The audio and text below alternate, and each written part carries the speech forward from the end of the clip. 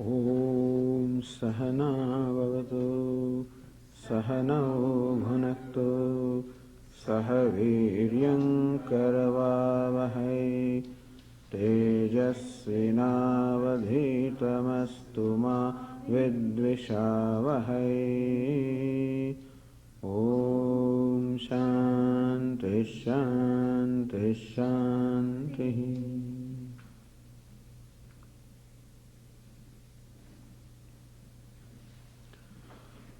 So in this class, which we call the vision of the Upanishads,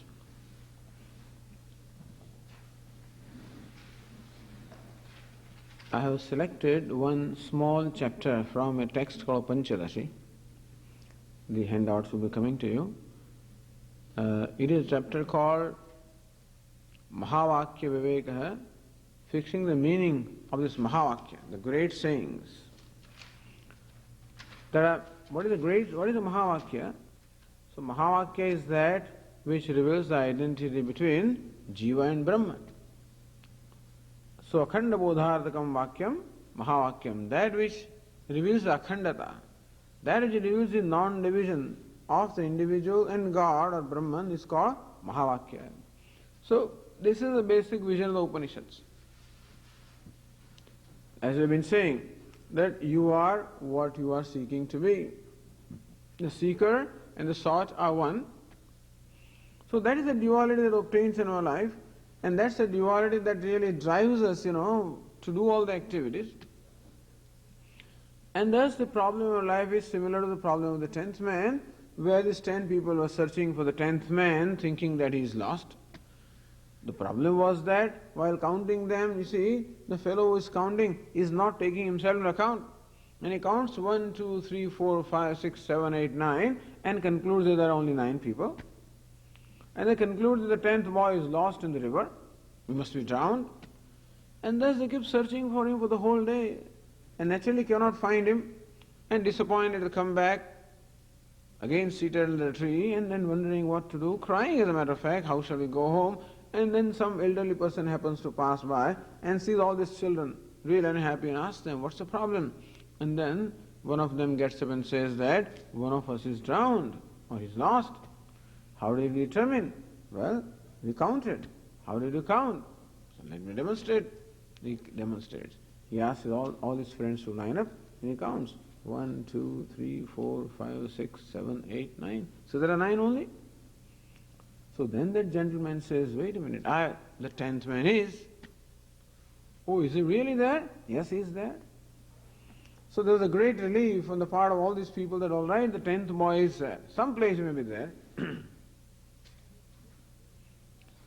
Maybe this old person has seen him somewhere. Where is he? All right, I'll show you. And ask him to count again.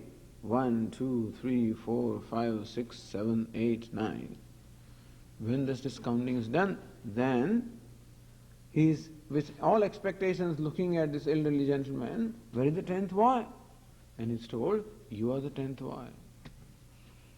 So, this is the vision, this is the secret of life, that the one who is searching is the one who is searching for. The seeker and the sought are one. Nobody is interested in Brahman and nobody is interested in God. Nobody is interested in anything. Understand that each one of us is interested in our own self only. In what sense? In the sense that I find myself, as you said, a needy person, an incomplete being. And therefore, I cannot accept that incompleteness about myself, and so all along I am trying to be complete.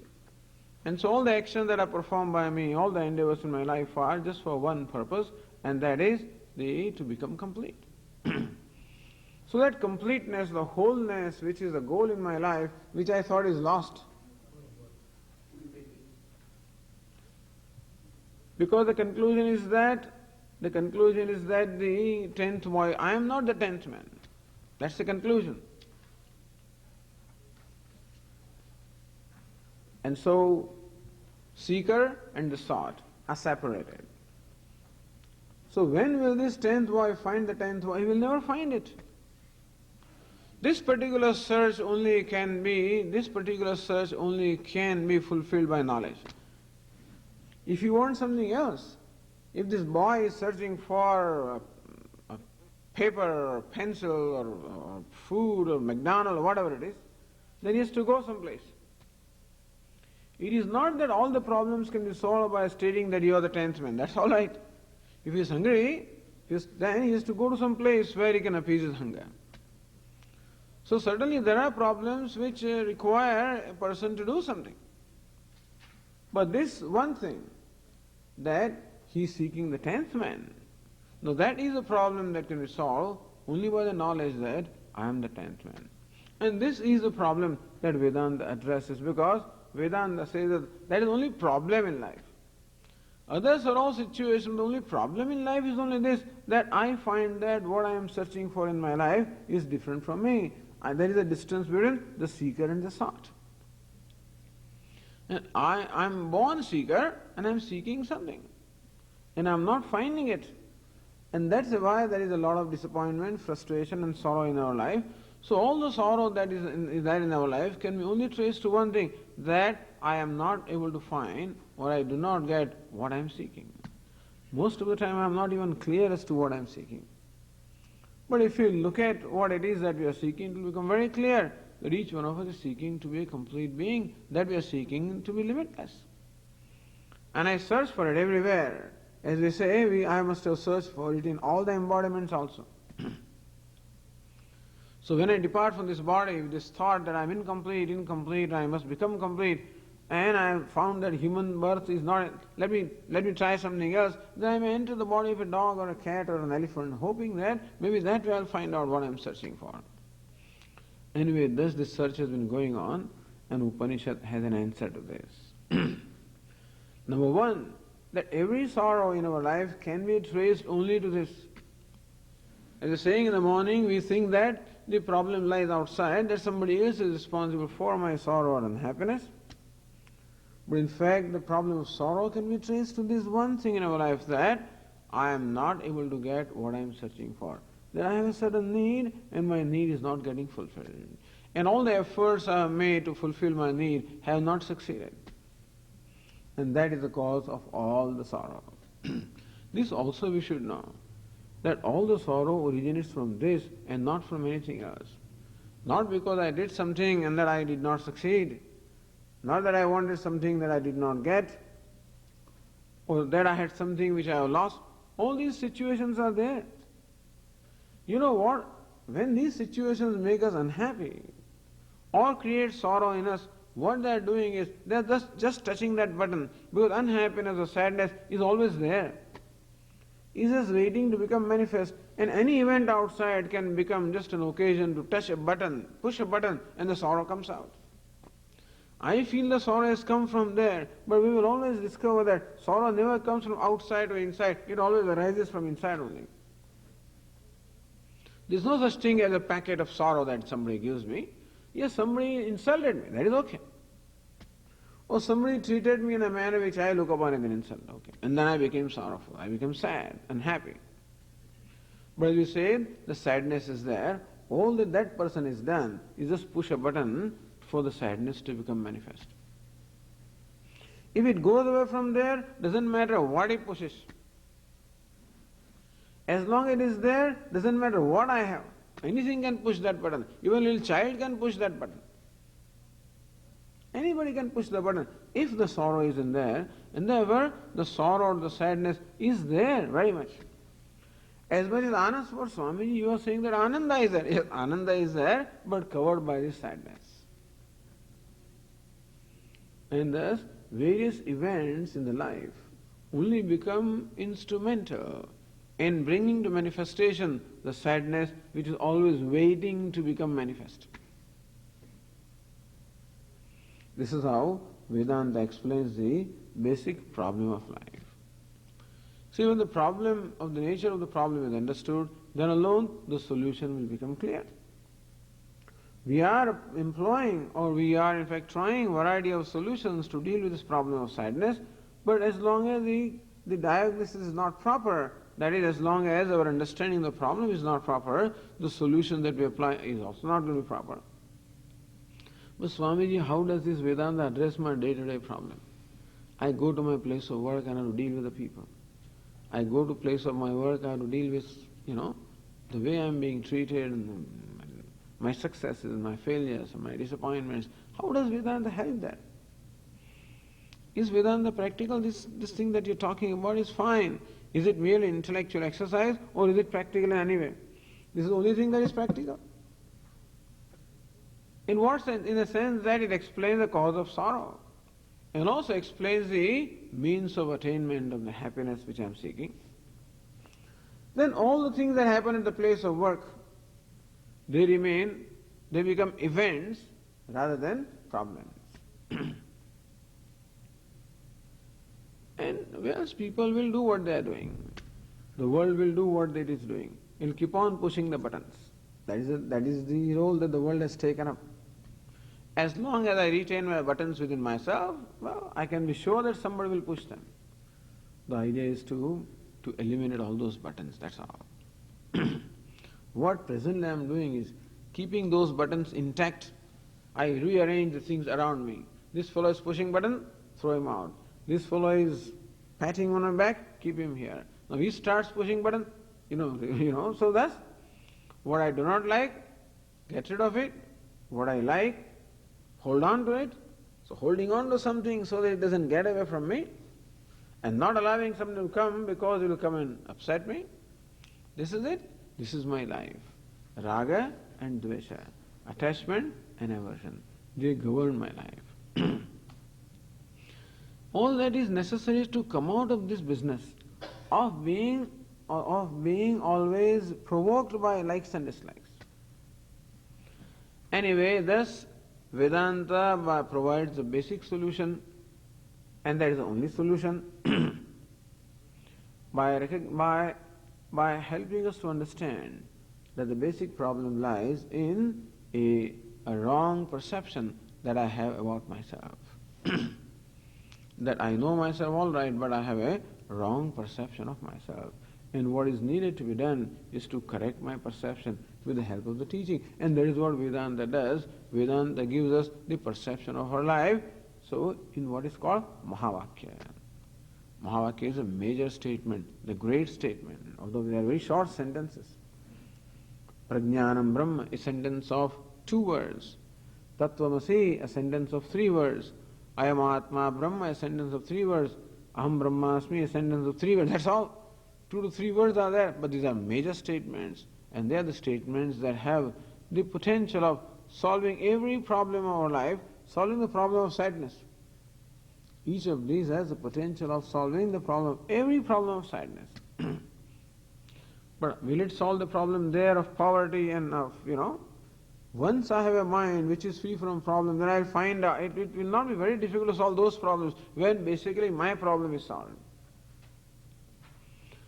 And so, there are many statements, there are many Upanishads, and every Upanishad will have a statement which reveals the identity between the seeker and the sought. But traditionally, 4 statements have been recognized, or 4 statements are always presented as examples of Mahavakya, or these great statements. One statement taken from each Veda.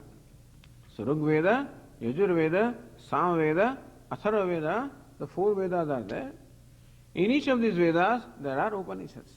The other day when we started a discussion on the subject matter of explaining the meaning of the word Upanishad, so we said that day that the word Upanishad itself means Brahma Vidya, the self-knowledge. And what does the self-knowledge does is, Gati Vishranam Avasadanam, it brings me to myself, it loosens the bonds of all the various complexes that I have, and ultimately it eliminates or destroys ignorance. And that is done by this capsule. This is called the Mahavakya, or the great statement. So one Mahavakya, one great statement is chosen from Rig Veda. So from an Upanishad, that is called Aitareya Upanishad, which belongs to Rig Veda, this Vakya, this statement, Prajnanam Brahma, consciousness is Brahma. The other Upanishad is the Brihadaranyaka Upanishad belonging to Yajur Veda. That the Mahavakya is Aham Brahmasmi, I am Brahma. The third Veda is the Sama Veda. And one of the Upanishads belonging to Samaveda, Chandogya Upanishad, from there this statement is taken, Tattvamasi, that thou art. And the fourth Veda is the Atharva Veda, and the Upanishad, Mandukya Upanishad, belonging to Atharva Veda, from there where the statement is, Ayam Atma Brahma, this Atma is Brahma. Ayam Atma Brahma. Ayam means this Atma, this self is Brahma. So these are the four recognized major statements which are emphasized to help us contemplation. These are the statements for contemplation. Not statements to be repeated as mantras, but you can repeat the statements and not repeat merely for the sake of repeating, but let the statements help us in contemplating upon the meaning that they convey. Otherwise, Om Namah Shivaya, Om Namah Shivaya, we repeat. We repeat the name of Lord, knowing that Shiva is the name of the Lord and that it is God's name, and with devotion I repeat. So in japa or repetition of Lord's name or a formula or a mantra, the most important factor is devotion. That I look upon Shiva or Rama or Krishna as God.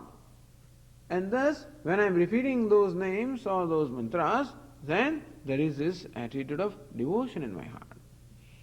So in the mental worship or in japa, in all of that, devotion is the most important element along with the practice.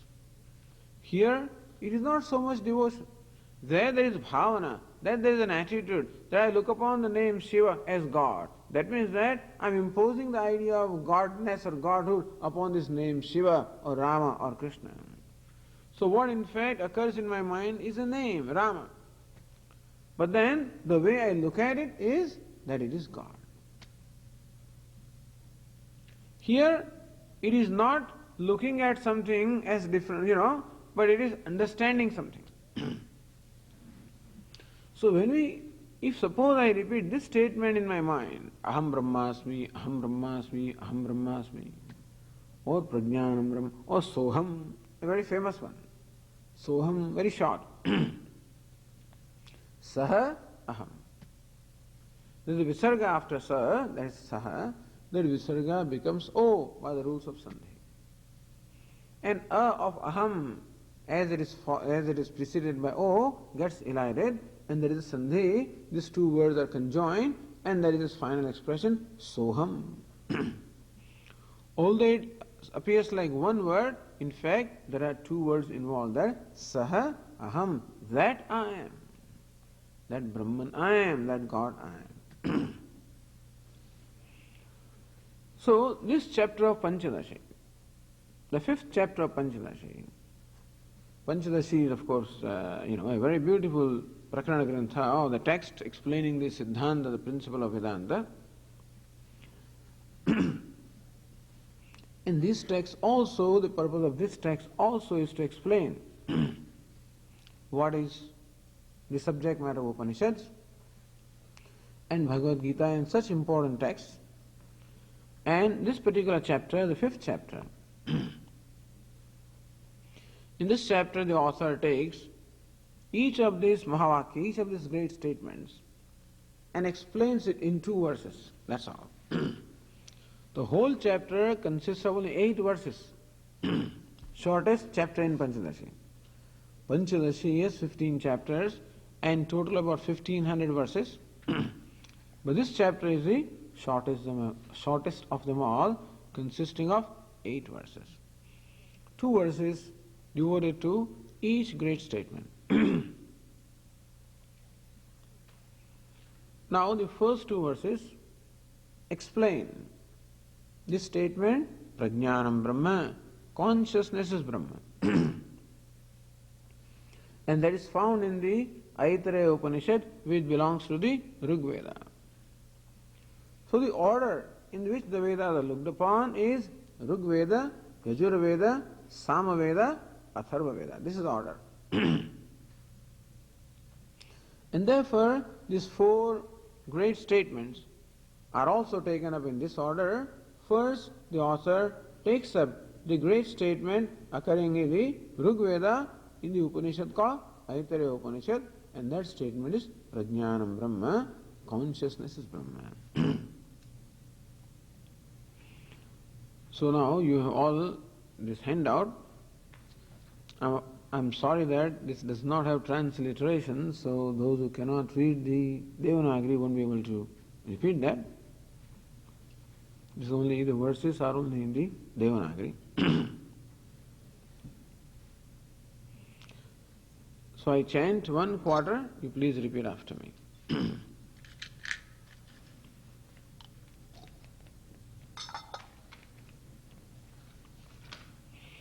Yenekshate shrunotidam, yenekshate shrunotidam, jighrate vyakaroti cha, jighrate vyakaroti cha, swadvasvadu vijanati, swadvasvadu vijanati, tatprajnanamudiritam, tatprajnanamudiritam. The statement is called Prajnanam Brahma. The consciousness is Brahma. What is consciousness? So consciousness is the essence of the individual, and Brahma is the essence of the world. And that both this essence is basically one. Consciousness is the self of myself. Brahma is the self of the world or universe. And Prajnanam Brahma, this statement tells us that the self of mine is the self of the universe. That is, I am the self of the universe. That means I am the universe. I am everything.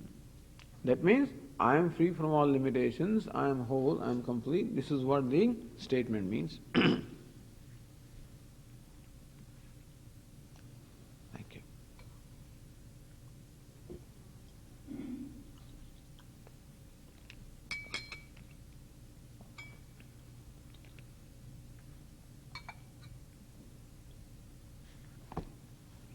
In the Aitareya Upanishad, it seems that some aspirants have gathered together and they are asking these questions. So an inquiry is performed. Koyama iti vayam upasmahe. What is it that is the self? What is within ourselves that we call self? So everybody knows that there is self, that I is that self. Which one of the two is the self? Katarhas Atma. So two things apparently claim to be myself. First question is, Koyama Atma iti vayam upasmahe. What is it that in fact we think that is a self? Or what is it that is the nature of ourselves?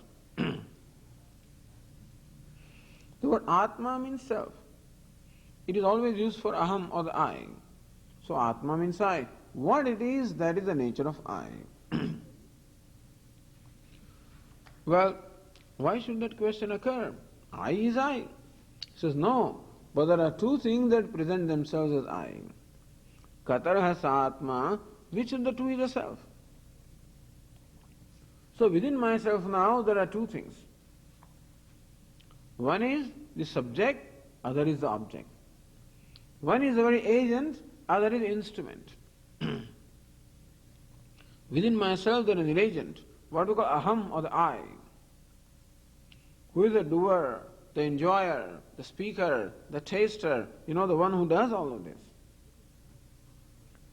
Other is the instrument with which it is done, namely the mind. So talking and speaking and eating and drinking, all of this is done. So question is, which of the two is the self?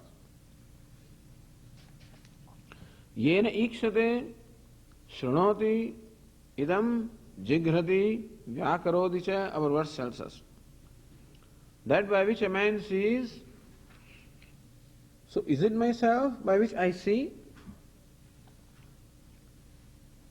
Shrunoti, I hear. Jighrati, he smells. Vyakaroti, he speaks. Swadu, aswadu vijanadi. and distinguishes sweet and bitter taste. So, that by which. So, what is it because of which I am able to do this? See, this is how the inquiry proceeds, What is it because of which I am able to see? I am able to hear, I am able to talk, I am able to distinguish the different smells, distinguish different tastes. What is it because of which I am able to do this? That I see. So what is it because of which I see? Is it the eye, the faculty of sight, faculty of seeing? Is it with that I see? Because of that I see? Or what is it because of which I hear? Is it the ears, the faculty of hearing, with which I hear? Or that is how I see right now. So if you say, how do you see? With my eyes. It's eyes that see, the ears that hear, the organ of speech that speaks, and the organ of taste is that which tastes different things. The organ of smell is that which smells different things. So the question is, what is it because of which all these operations or functions take place in my body? Answer is given, tat prajnanam udiritam. That is called prajnanam, that is called the consciousness. That's very interesting. What is it because of which I see? What is it because of which I hear? What is it because of which I taste and smell and talk and do various things? On one hand, it looks as though I am able to perform all these functions because of the different faculties. That I am able to see because of the eyes, and I am able to hear because of the ears, and I am able to think because of mind, and I am able to talk because of the organ of speech, and so forth. But is it that all these different faculties or organs, are they able to perform their functions on their own, or is it because they are enlivened or supplied with consciousness by something else? The point is, do the eyes see on their own? Do the eyes themselves enjoy the light of consciousness because of which they are able to illumine their objects? So I know that with the eyes I am able to see different colors and forms. So this ability to see the colors and forms, does it belong so that I am able to perceive these colors and forms? Is it because of eyes? Or that I am able to hear different sounds? Is it because of the ears? The answer is no, that there is something else that gives the capacity to the eyes to see. There is something else that gives capacity to the ears to hear. This question was asked in the opening statement of the Kenopanishad. Keneshidam patati preshitam manah kena pranah prasamah praitiyuktah keneshidam vachamimam vadanti. That the aspirant or the jignasu goes to a teacher and asks him, Keneshitam padati preshitam manah. What is it because of which the mind performs its functions? The mind goes out in different objects and is able to think and perceive. So what is it because of which the mind performs its functions? Kena prana prasamah praitiyuktah. This prana, the breathing in and out, so what is it because of which the prana is able to perform? Is function of breathing in and out. Keneshitam vachamimam vadanti. What is it because of which the people are able to utter this speech? Chakshushrotram kaudevo yunakti. What is it because of which the eyes see and ears hear? This question occurred because the student sees. Of course, he must be a very contemplative one. This is a student of the Upanishad. As you say, not a student of Bhagavad Gita. Bhagavad Gita begins with grief and sorrow. Upanishads generally don't begin that way. They begin with an inquiry. That means there is a much more sophisticated student here. Because we said on the very first day, the Upanishads are taught in Aranya, they are taught in forests. Where there is no Rana, where there is no battle. So Rana means a battleground, Aranya means there where there is no battle at all. That means there are no conflicts. That means that the student goes there with a mind that is devoid of any conflicts. It's a contemplative mind. Therefore, Upanishads usually are taught to the students having a contemplative mind. Those who have discovered a value of knowledge, those who do not want anything else in their life, having analyzed the various pursuits of life and having understood also one's own urge as to what it is that I am seeking in my life, Those who understood that what I am seeking is knowledge. The mind is sattvic. So when the mind becomes sattvic, then there is a desire for knowledge. As you said, when the mind is governed by rajas, then there is a desire for enjoyment. When the mind is governed by tamas, there is a desire not to do anything, withdraw. Not withdraw for contemplation, just not do anything. So the students of Upanishads enjoy sattvic mind, a mind which is predominant in sattva, and therefore there is a value for knowledge.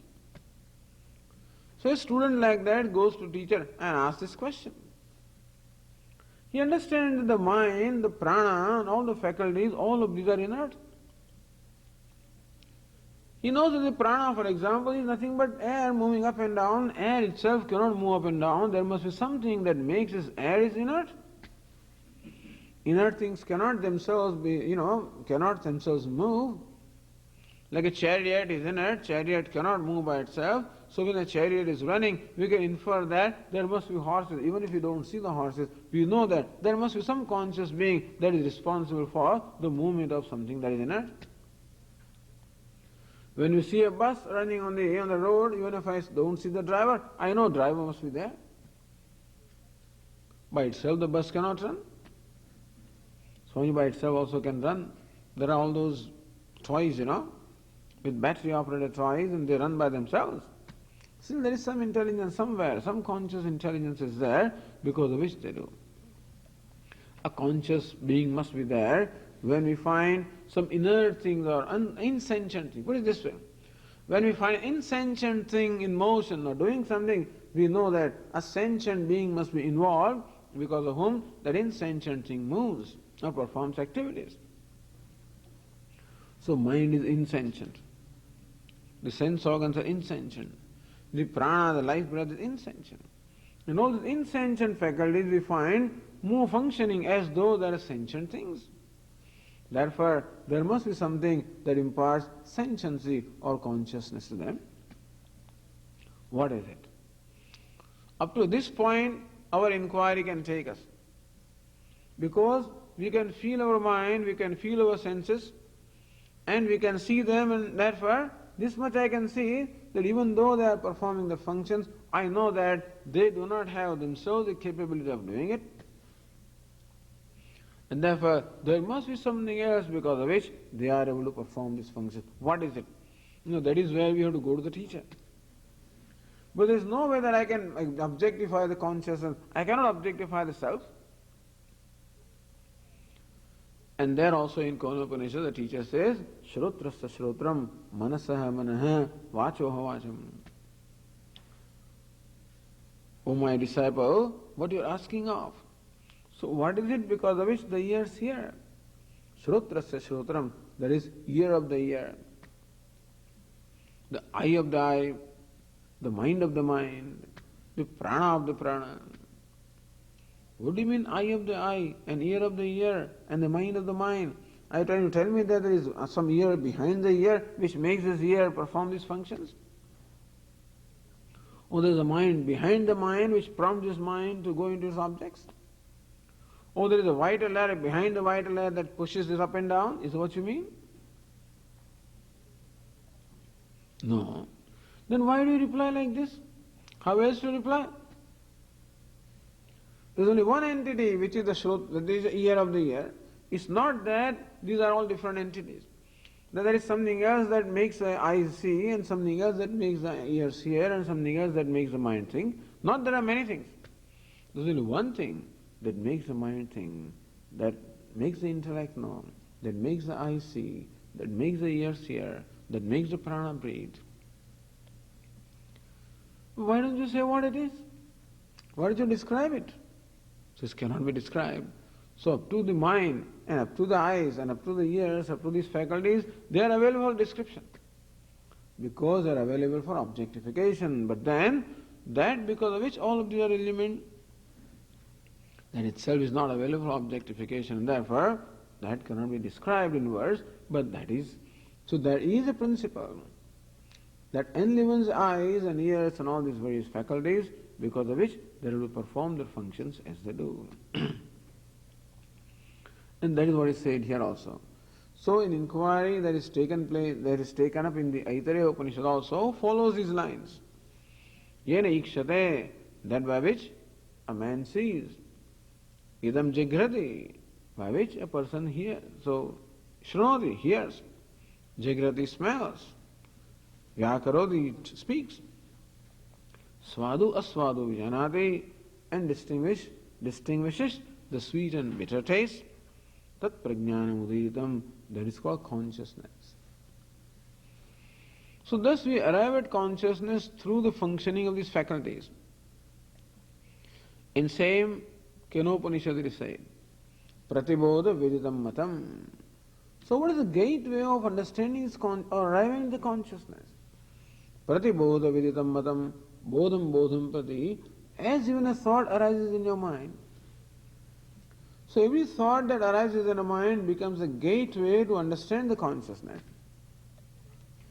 Because a thought as it arises in the mind is known to me. And it can become known to me only when it is illumined. And what is it that illumines? It is the consciousness that illumines. So even though a thought is not consciousness, but the fact that the thought is known, that shows that there is consciousness that illumines the thought.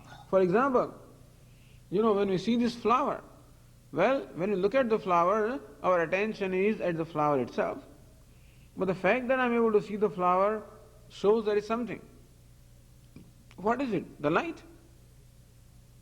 Had the light not been there, even though the flower was there, I could not have seen it. Thus, the very fact of this flower that is being seen reveals something. It reveals what? It reveals the existence of light. Similarly also, the fact that a thought is known to me shows that that thought is illumined. Otherwise it could not have been known to me. It is illumined in the light of consciousness. What illumines that? It is consciousness that illumines. So just as this flower becomes a gateway for us to know the light, similarly also every thought also becomes a gateway to know the very witness that illumines the thought. And who is that witness? I am that witness. That consciousness, again, it is, although of course light is something different from me, but that is where the example has its limitation. Here, the light that illumines a thought, where is that light? Is that light something different from me? He says, no, I am the very light which illumines a thought. But Swamiji, I find myself different from the thought. But that is because I choose to identify myself with the aham vritti or the I thought. So I thought also is the thought. And that which illumines even that thought also is a consciousness which is devoid of these distinctions of I and you, this and that, or aham and idam, I and this. So in our mind also there are these two kinds of thoughts. One is what we call the aham vritti, meaning the I thought. Other is the idam vritti, what we call this thought. Our mind itself splits into these two. Swamiji, sometimes I find that I am watching my own mind. Who is watching the mind? One part of the mind watching the other part of the mind. Which is the part watching? That is called the kartru, that is called the subject, or that is called the agent. And it is watching the karanam, the object or the instrument part of the mind, and therefore the mind has these two primary vrittis or thoughts, aham and idam. But both are thoughts and both are illumined. Illumined by what? Illumined by consciousness, which is free from the ideas of aham and idam. Understand? The light that illumines the flower is free from the idea of flowerness. The light is devoid of the flowerness, meaning the light that illumines is devoid of any distinct characteristics, devoid of any attributes, devoid of any qualifications. So what is illumined is qualified, but that which illumines is devoid of qualification. Similarly also in my mind, all the various thoughts are illumined. Each thought is qualified in as much as each thought is different from the other thought, has a certain form. The consciousness that illumines must be the one that has no form at all. So the thought is a form, it is a characteristic, it may be an emotion, it may be a thought, it may be an action, it may be a reaction, whatever it is. This thought has many characteristics. But the consciousness that limits the thought and its characteristics must be one that is devoid of every characteristic, every attribute. And that is the aham vritti. The I thought also is there. The I thought also is the limit. And the one that limits the I thought also must be devoid of the idea of I-ness. So even though consciousness is I, but the word I also is not adequate to really describe the self. Because when we use the word I, the pronoun I, there is always an idea that this I is always thought to be different from you, meaning that I is that which excludes you. And therefore, the consciousness that eliminates I thought also must be devoid of the idea of I-ness. Which I-ness? The I that excludes the you. The consciousness cannot be excluding anything at all because it, without distinction, eliminates the subject and the object, the I and this, the knower and the thought that is known. So, tat prajnanam udiritam. That is called prajnanam, that is called consciousness. Because of which one sees, because of which one hears, because of which one thinks, because of which one does all these various functions. And that is the consciousness. And what's the nature of the consciousness? That which is devoid of any distinction. So, unconditional consciousness or attribute-free consciousness, or sometimes they call it objectless awareness. Because in consciousness or awareness also, we always think of awareness of related to something. I'm aware of a man, aware of a tree, aware of flower, and therefore, usually in awareness also, some object of awareness is always involved. And so we know awareness also as conditioned awareness. And so they say, what is the true nature of awareness? So that which is common in all this different conditioned awareness, what is the common? The unconditioned awareness. Like various ornaments. Every ornament has its own distinction, its own form, its own condition. What is gold? That which is unconditioned in all the ornaments. Similarly also, various awareness, there are various objects are there, and therefore the awareness that we know is only conditioned awareness. But the awareness that is really there is the unconditioned awareness, prajnanam. It is that prajnanam, that unconditional awareness alone that manifests itself as I thought, as this thought, as various thoughts in my mind, as memory, as knowledge, as desire, as passion, or any kind of as various feelings. So all the various thoughts that arise in my mind are nothing but this one prajnanam, one consciousness appearing as various thoughts. What is the thought? Thought is nothing but conditioned consciousness. What is an ornament? Nothing but conditioned gold. When gold, which itself is formless, assumes a form, we call it an ornament, and similarly also, the consciousness, which itself is formless or without any condition, when it assumes a certain form, it is called a thought. In Sanskrit, it is called vritti. In English, we will call it a thought or a state of mind. Tat prajnanam udiritam, that is called consciousness. So this is the truth of myself. What is that I? Or what is the essence of the I? This consciousness, unconditioned consciousness. It is called consciousness also because it is self-existing, self-revealing. So this is the inquiry pertaining to who am I? But that's not enough. What's the nature of the world around me? So that is being said in the second verse here.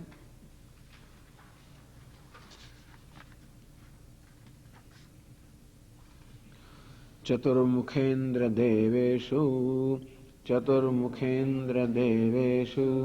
manusyashvagavadishu chaitanyamekam brahmatah prajnanam brahmamayyapi.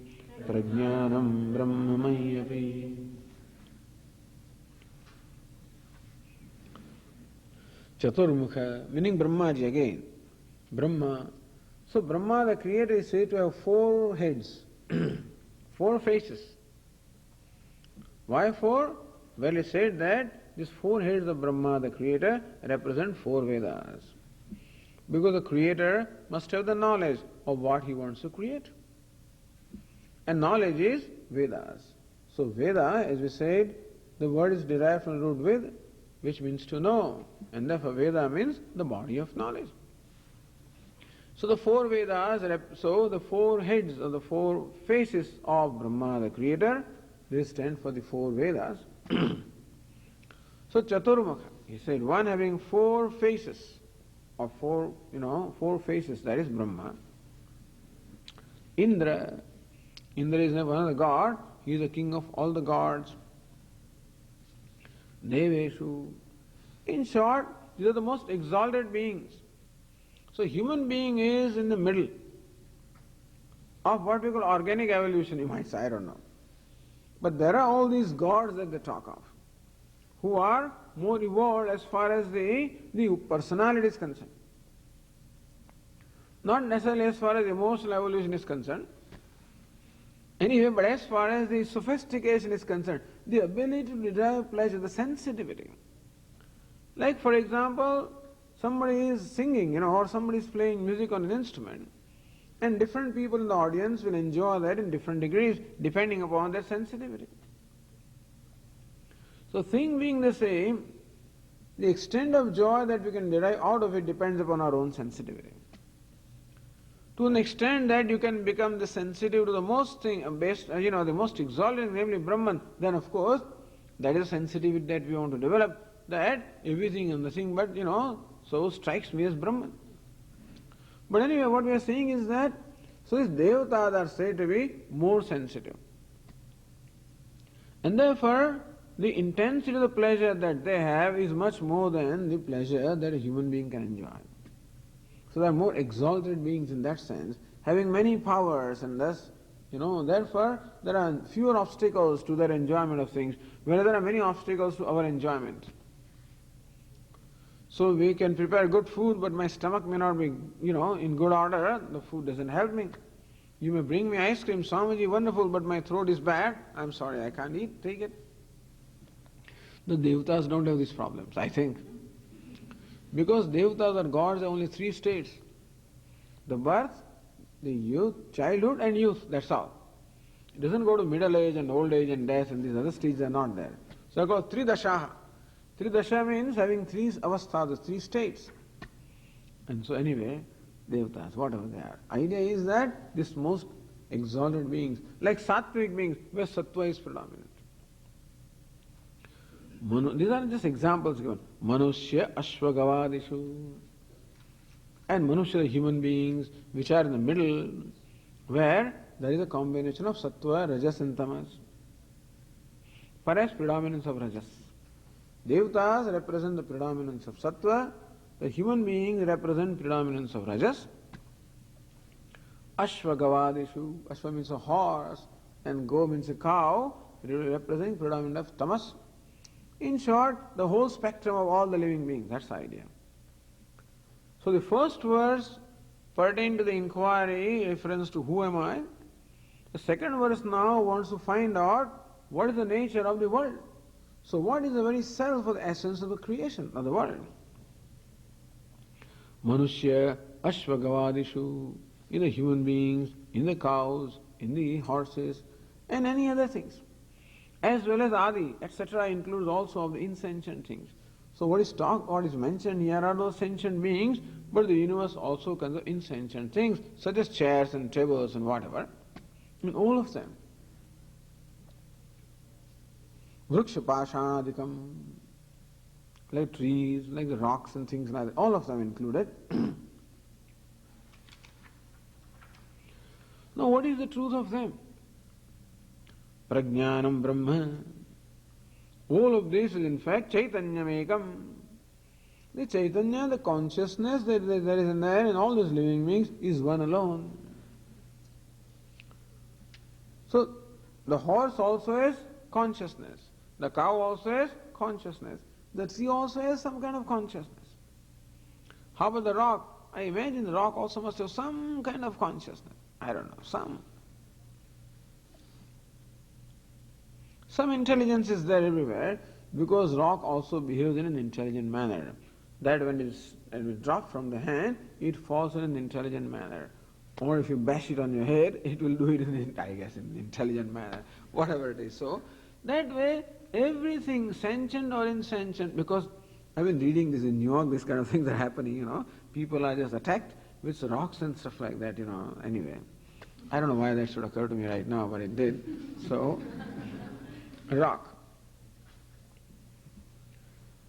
So that intelligence is evident everywhere. So here the author says, Chaitanyam Ekam. That Chaitanyam, the intelligence, the consciousness that obtains, whether it is Brahmaji, or Indra, the most exalted beings, or these human beings, or even the lower forms of life, including the tree and the grass, and even one amoeba, even unicellular organism, up to that, the consciousness that obtains in all of them is one. Prajnanetram. So, is sarvam tat prajnanetram, prajnane pratishthitam. All of these, sthavaram and jangamam.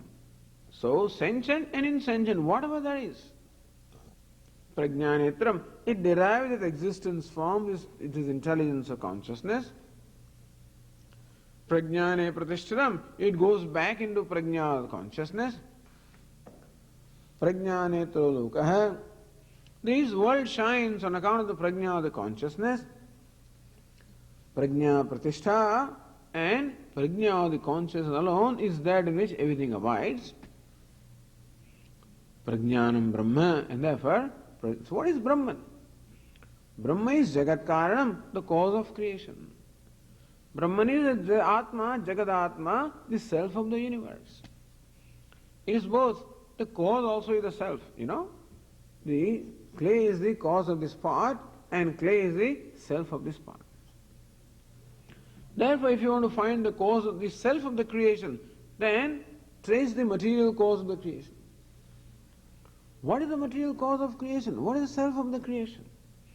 What is it from which the whole universe has arisen, by which the universe is sustained, and to which the universe goes back? What is it?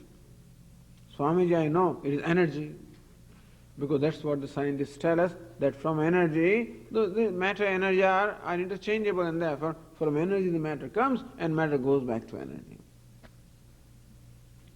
But what is it from which the energy also arises and is sustained and it goes back?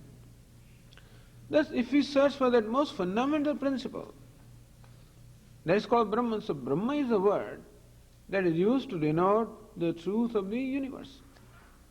Atma is a word that is used to denote the truth of the individual, and Brahma is a word that is used to denote the truth of the world, of the universe. Brahma means big, that means limitless. So, Brahma is defined, yato vayamani bhutani jayante, that from which all these beings emerge, by which they are all sustained, unto which they merge and become one. That is Brahman. And what is that? That consciousness that we find in all the living beings. Number one, that consciousness is one. It is not that the consciousness that I am is and this is different from the consciousness that you are. Because we said the consciousness has to be one, which is free from any distinctions. Because consciousness eliminates all the distinctions. See, the light that illumines different colors and different forms must be free from the color and form. Then only it can illumine different colors and forms. Similarly also the consciousness that eliminates all the distinctions must be free from all the distinctions. And therefore the consciousness is one that is unconditional, free from distinction. Then the question is, what it is that distinguishes your consciousness from my consciousness, or consciousness that you are and consciousness that I am? What would distinguish these two consciousnesses? Inasmuch as the consciousness that I am does not possess any distinguishing features, and the consciousness that you are also does not possess any distinguishing features, Therefore, one consciousness cannot be distinguished from other consciousness, and therefore, in fact, consciousness is one alone. Only when the distinctions are there, that there is a boundary. When distinctions are not there, there is nothing that binds the consciousness, because if boundaries are also eliminated by consciousness. So how far the consciousness goes, you can think how far it goes. Whatever you think of the boundary, that boundary also is eliminated by consciousness. And therefore, consciousness is boundless, is free from distinctions, is free from any characteristics, free from any limitations. Chaitanyamekam, and therefore, that consciousness in all the beings is one alone. Although this verse only gives examples of living beings, but we have to even include all the insentient beings also, like rocks and like tables and chairs. So, is there consciousness in them also? Same consciousness is there. Swami, how can you say there is consciousness in this table? I stroke this table, it doesn't do anything, it doesn't react at all. Try to do that to me, immediate reaction will be there. Meaning, whenever we do something with a living being, there is a reaction, a conscious being. So we always understand by consciousness something that reacts. And these things do not react. Therefore, where is the consciousness? That is true. And this we have discussed a number of times, that the reason why this person reacts is because there is a subtle body here, and this, what we call table, or the insentient thing, this subtle body is not there. And therefore, the difference is in the manifestations of consciousness and not consciousness itself. Like same electricity manifests as light through the bulb, and same electricity manifests as heat through a heater. The same one manifests as cold through a refrigerator. And whereas the manifestations are many, but the one that manifests through all these various appliances is one alone. And similarly also, the manifestations are many. This poor table just is. Asti, Bhati, Priyam, all of them are there. But Asti or isness is most predominant or most manifest here, or that alone is manifest in what we call insentient things. Then when you go to a little more evolved beings, like the trees, etc., then we find not only Asti but Bhati also. Some awareness also is there. And as you go to the animals, that awareness becomes even more pronounced, and when you come to human beings, the awareness is most pronounced. Asti and Bhati. The third one, Priyam, or the Ananda or happiness. Well, this thing doesn't reflect that at all.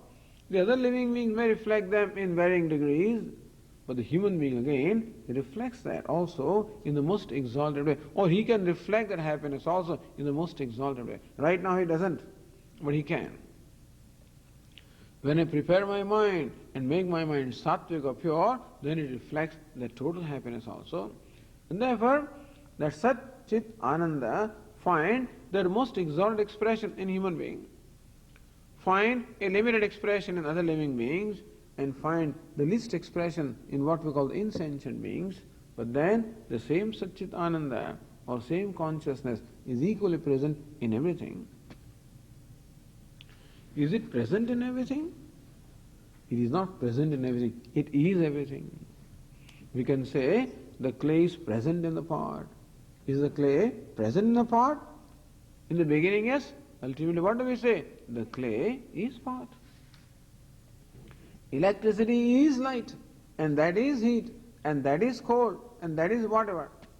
And similarly also, the consciousness is Brahma, and consciousness is Indra, and consciousness is the human beings, and consciousness is the other living beings, and consciousness is the sentient and insentient, all the things.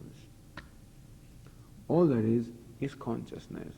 And so, when we thus inquire into the reality of the universe, what do we find? There also there is one reality, namely Prajnanam, consciousness. What is the reality about the individual self? Prajnanam, consciousness. What's the reality of the world? Consciousness. Prajnanam Brahman. And then the teacher says, hey, the consciousness that is you is the consciousness that is universe. There is only one consciousness. Meaning, there is no real difference between the subject and the object. There is difference at one level, namely at the level of the body or the personality, but as far as the very self is concerned, the essence is concerned, there is no distinction between you and anything else. That means that you are everything. Prajnanam Brahma. This consciousness is limitless. Consciousness is the self of all. Consciousness is the very substratum of the whole universe. Consciousness is one, and consciousness is the only thing. So in its pure form, it is that which is devoid of all distinctions. That very pure consciousness alone somehow assumes and appears as the things and beings possessing various distinctions. So how does that happen? Well, it happens. How does a consciousness that does not possess any distinctions or any characteristics at all assumes the forms possessing so many distinctions and characteristics? Like one crystal which doesn't have color assumes many colors when something is placed beside it. It appears to possess many colors, and so also the consciousness appears as all these various forms. And what there is, only one material is there, and that is consciousness. It is not that there is one consciousness, there is only consciousness. And that consciousness, I am. That you are, and that I am. That's the reality. If this is known, then we will find that every problem reduces itself to the situation. Like in the ocean, there are many waves. One wave fighting with the other one, the waves can fight.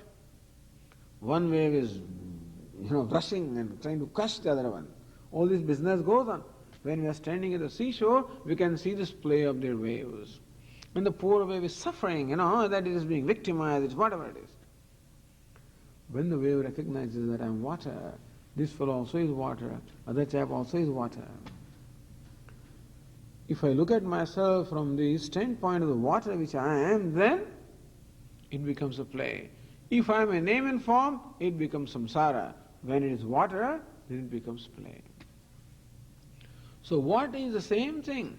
The same life, which is tremendous problem, it's difficult to handle. For an ignorant person becomes a play.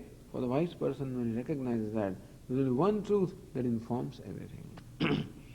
So this is how the first statement, Prajnanam Brahma, belonging to Aitareya Upanishad, coming from Rigveda, is explained. Om Purnamadah Purnamidam Purnat Purnamudachyate Purnasya Purnamadaya Purnameva Vashishyate. Om Shanti Shanti Shanti.